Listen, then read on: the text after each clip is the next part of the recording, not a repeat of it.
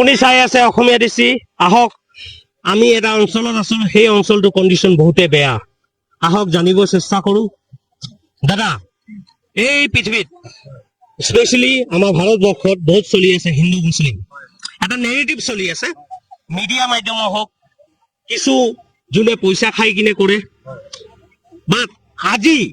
মই যি গ্ৰাউণ্ড জিৰোত এসপ্তাহ পৰা কাম কৰি আছো ফ্লাড ৰিলিফৰ হওক নানান ধৰণৰ কাৰ্যসূচী মই কৰি আছো যাতে মানুহক এটা সঠিকভাৱে সেই যোনটো হাঁহি আছিল আগত আৰু যোনটো পেনিক মোডত এতিয়া বৰ্তমান চলি আছে যাতে পেনিক মোডটো কম হৈ যাওক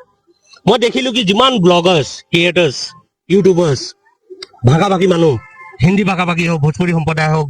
আৰু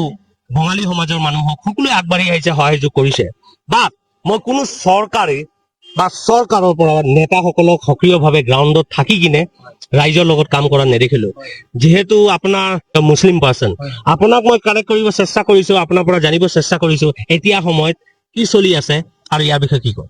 ইয়াৰ বিষয়ে ক'বলগীয়া বিশেষ মোৰ মানে এইটোৱে আছিলে যে যিমানে হিন্দু মুছলমান এজেণ্ডা নচলক কিয় কাৰণ কেলে আমাৰ অসমখন হৈ গ'ল সোণৰ অসম নহয় জানো এখন শংকৰ আজানৰ দেশ হয় আৰু ইয়াত সকলোৰ মাজত মিলা প্ৰীতি এটা আছে নহয় জানো আজি অসমবাসীয়ে যিটো মৰম চেনেহ শিৱসাগৰবাসীক কৰিছে তো মোৰ ফালৰ পৰা সকলো অসমবাসীক মানে নথৈ মানে তেওঁলোকক মানে চেলুট জনাইছো এইটো কাৰণে যে মানুহে মানুহৰ বাবে ডক্টৰ ভূপেন হাজৰিকা দেৱে এটা গান গাইছিলে যে মানুহে মানুহৰ বাবে তো যদি মানুহে বিপদত পৰিলে মানুহক যদি সহায় নকৰে কোনে কৰিব নহয় জানো আজি তেওঁলোক বিপদত পৰিছে কাইলৈ হয়তো আমি কৰিব পাৰো তো সেইটো কাৰণে আমি ওলাই আহিছো বৰবৰুৱাৰ পৰা আমি বৰবৰুৱাৰ যিখিনি আমাৰ মছজিদ কমপ্লেক্সৰ পুৰণা মছজিদ কমপ্লেক্সৰ হয় তো তাত আমি হিন্দু মুছলমান সকলোৱে মিলি আছো আমাৰ ফালৰ পৰা যিখিনি আমি সাহায্য আগবঢ়াবলৈ তেওঁলোকক পাৰিছো যিমানখিনি আমাৰ সামৰ্থ্য আছে সিমানখিনি আহি কিনে আমি তেওঁলোকক হেল্প কৰিছো কিন্তু গোটেই অসমবাসীয়ে সকলো ধৰ্মৰ মানুহ মিলি আহি কিনে যে শিৱসাগৰবাসীক যে মৰম যে কৰিছে তো তাৰ কাৰণে মই মানে বাৰ বাৰ মানে প্ৰতিবাৰ প্ৰণাম জনাম যে বহুত মৰম কৰিছে আৰু সকলোৱে এনেকে মিলি জুলি থাকক আমাৰ অসমখন সোণৰ অসম হয় আৰু সুন্দৰ কৰি তোলক এইটোৱে মোৰ ফালৰ পৰা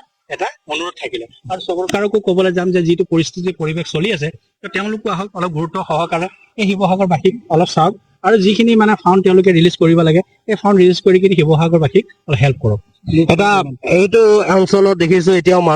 মানুহে কেমেৰামেনক কম অলপ আপুনি কেমেৰাটো সেই চাইডত দেখাই দিয়ক মানুহে অহা যোৱা কেনেকুৱা কৰি আছে এতিয়াও কষ্টত আছে পানীৰ মাজেদি গৈ আছে যিমান সহায় সহযোগ পাব লাগিছিল চৰকাৰৰ পৰা সিমান পোৱা নাই ক'তো অলপ নহয় অলপ মানে ক'ৰবাত নহয় ক'ৰবাত তেওঁলোকে এটা অসুবিধা আৰু তেওঁলোকে এটা আপছেট হৈ আছে বা আমি বাইদেউৰ পৰা জানিব বিচাৰিছো বাইদেউ এই অঞ্চলটোৰ বিষয়ে কওক আৰু সেই ৰাতি কি পৰিস্থিতি আপুনি সেই ৰাতিনো কি কমনো কেনেকুৱা সন্ধ্যা বেলিকা পানী কেনেকুৱা আহিছে গোটেই ঘৰৰ বস্তু বাহনি গৰু ছাগলী কি বুলি কমনো মানে গোটেই সোপা মানে